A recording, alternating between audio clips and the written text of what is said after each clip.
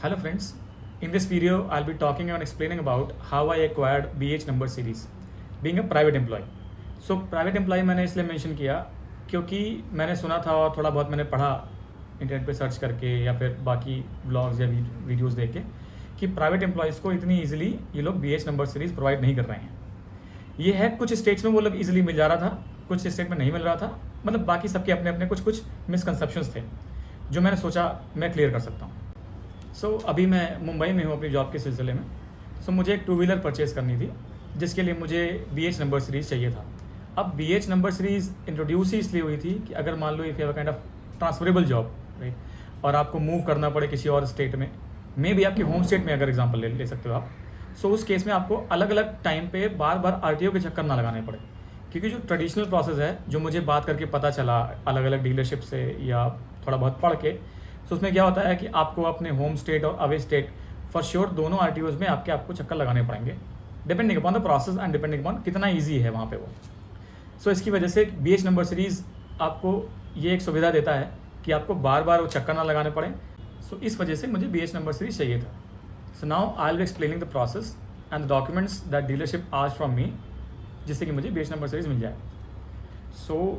Documents जो उन्होंने मेरे को बोले वो फॉर्म 16 था जो कि आपको ऑफिस से देगा, और 4 स्टेट में आपका ऑफिस होना चाहिए, उन ऑफिस के ब्रांच का GST नंबर, ट्रांसफ़र लेटर चाहिए होता फॉर इन फ्यूचर कि मतलब उसमें एक मेंशन होना चाहिए कि हाँ you have a kind of transferable job और आपको जॉब के सिलसिले में किसी और स्टेट में पोस्ट किया जा सकता है।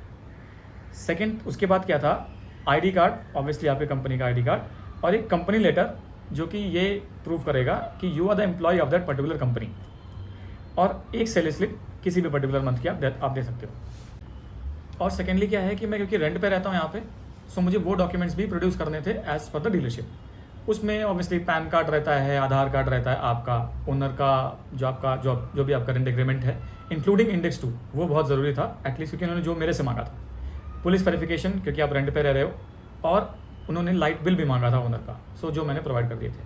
अब जो डॉक्यूमेंट्स कंपनी के थ्रू आएंगे, दैट इज़ फॉर्म 60, और आपके कुछ और डॉक्यूमेंट्स थे जैसे कि ट्रांसफ़र लेटर हो गया, ID और वट एवर इट इज़।